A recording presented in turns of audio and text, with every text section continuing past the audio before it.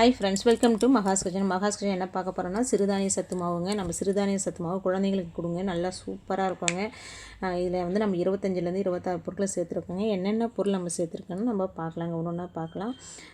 இதில் வந்து வெள்ளை சோளம், உடச்சக்கடலை, அப்புறம் வந்து மக்காச்சோளம், அதுக்கப்புறம் மாப்பிள்ளை சம்பா அரிசி, சிவப்பு அரிசி, பார்லி, அப்புறம் திணை அரிசி, வரகு அரிசி, பனிவரகு, குதிரைவாளி, சாப்பாட்டு அரிசி, வெள்ளைச்சோளம், அதுக்கப்புறம் வந்து சுக்கு, பாதாம், ஏலக்காய், முந்திரி, பிஸ்தா, வேர்க்கடலை.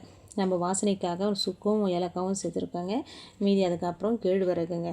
நம்ம ராகி, கருப்பு கடலை, அப்புறம் கொள்ளு, பச்சை பயிறு, சம்பா கோதுமை, கருப்பு உளுந்து, அப்புறம் கம்புங்க. இது நம்ம தனியாக எடுத்து வச்சுட்டு அதை முளைக்கட்டி அதை தனியாக காய வச்சு அதை நல்லா வறுத்து எடுத்துக்கணுங்க. இது எல்லா பொருளையுமே நல்லா வறுத்து நல்லா தனித்தனியாக எடுத்துகிட்டு நம்ம மில்லில் கொடுத்து மாவாக அரைச்சிக்க வேண்டியதாங்க.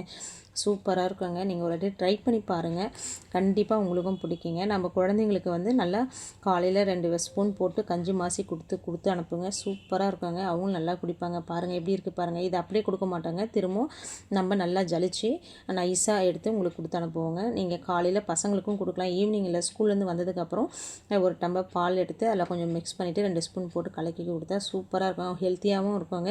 நீங்கள் கண்டிப்பாக ட்ரை பண்ணி பாருங்கள், உங்களுக்கும் பிடிக்கும். வேணுன்றவங்க கீழே தெரிய வாட்ஸ்அப் நம்பருக்கு ஆர்டர் ப்ளேஸ் பண்ணிக்கோங்க. தேங்க்யூ.